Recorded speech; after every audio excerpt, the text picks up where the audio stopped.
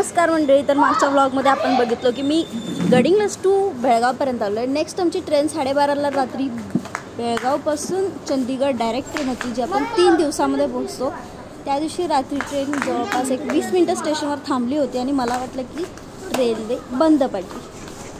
आणि बिकॉज मी पहिल्यांदा ट्रॅव्हल करत होते त्यामुळे मला घंटा काय माहीत नव्हतं. सकाळीसुद्धा जवळपास 10 वाजता पुण्याला आमची ट्रेन पोचली होती आणि त्यानंतर मग आम्ही पटकन नाश्ता करायला घेतला. नाश्ता म्हणजे जेवणच, भूक तर भरपूर लागली होती.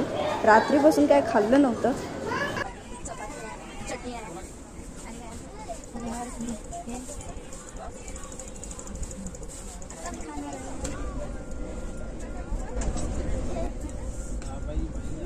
ट्रेनच्या जेवणावर जराही भरोसा न करता आम्ही आमचं जेवण सगळं पॅक करून नेलं होतं. जेवत सीन तर एकदम खतरनाक होते आणि जाऊच तोपर्यंत जवळपास 3 ते 4 दिवस आम्हाला पाऊस जरासुद्धा लागला नाही आहे.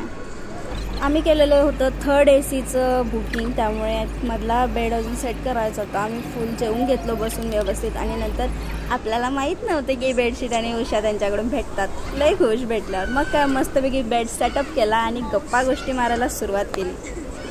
आणि तसं ट्रेनमध्ये पहिल्यांदाच बसलेलो त्यामुळे खूप काही नवीन गोष्टीसुद्धा बघायला भेटल्या.